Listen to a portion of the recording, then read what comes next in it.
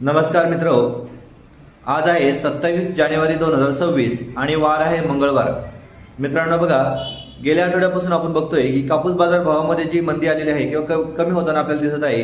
अगदी त्याच पार्श्वभूमीवर आज आपण बघूयात की आज तुरीला एकंदरीत काय बाजार भाव मिळतोय। मित्रांनो, अनेक शेतकऱ्यांनी या अतिवृष्टीच्या काळामध्ये तुरीचं अतोनात प्रयत्न करून चांगल्या पद्धतीने जी तूर पिकवलेली आहे, या तुरीला मार्केटमध्ये आज काय मिळतोय एकंदरीत बाजारभाव तो आपण जाणून घेण्याचा प्रयत्न करूयात।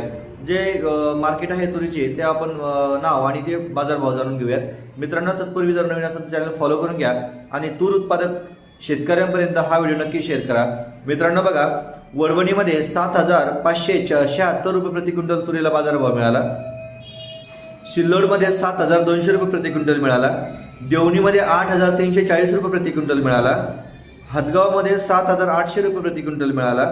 बुलढाण्यामध्ये 7,700 रुपये प्रति क्विंटल मिळाला। जळकोटमध्ये 7,800 रुपये प्रति क्विंटल मिळाला। काटोलमध्ये 7,999 रुपये प्रति क्विंटल आज तुरीला बाजारभाव मिळाला।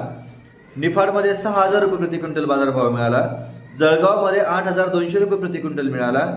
बार्शीमध्ये 7,650 रुपये मिळाला। चंद्रपूरमध्ये 6,895 रुपये प्रति क्विंटल बाजारभाव मिळाला।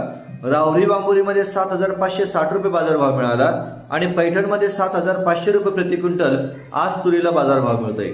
मित्रांनो, या बाजारभावामध्ये तुरीची क्वालिटी बघून तुरी कशा पद्धतीच्या आहे त्या पद्धतीने हा बाजारभाव ठरवला जातो।